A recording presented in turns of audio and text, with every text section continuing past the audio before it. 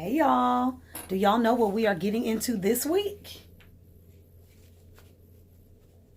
Don't worry, we are not going to get into sewing them just yet, but I do want to talk about these. I'm going to lay these out. I'm going to explain because these are very detailed. Let's go. So these are some of your most popular brands that you are going to see when buying a pattern, okay? I'm thinking about designing this romper in a nice little, you know what? I'm going to surprise y'all, okay? Let's start out by discussing the very first thing that you should notice regardless of the brand. That is that you have options, okay? This one you have A through E. There's a romper with no sleeves, a romper with short sleeves. There's a jumper, same thing. So you have various options. Same thing with each of the patterns. There may be 2 to 4 looks on every single one.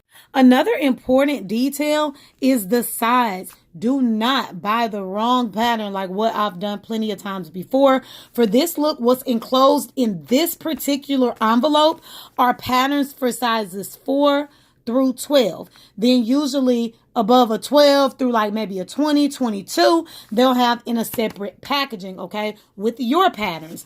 Another thing, guys, if we flip this over and we just look at the flap, before you even purchase the pattern, they're going to show you what they consider to be a size 4 through 20.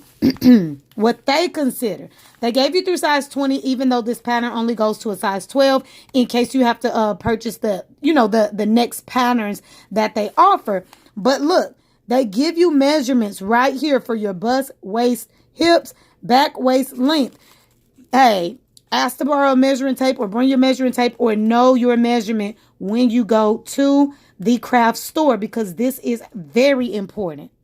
These sizes and measurements will also be on the back of the pattern, okay? They're going to then give you a breakdown, so you will see all of the looks from the front photo, okay?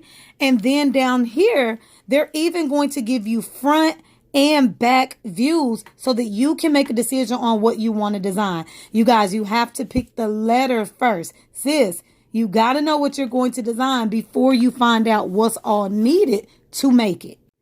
So at the top, they're just giving another description of each of the looks.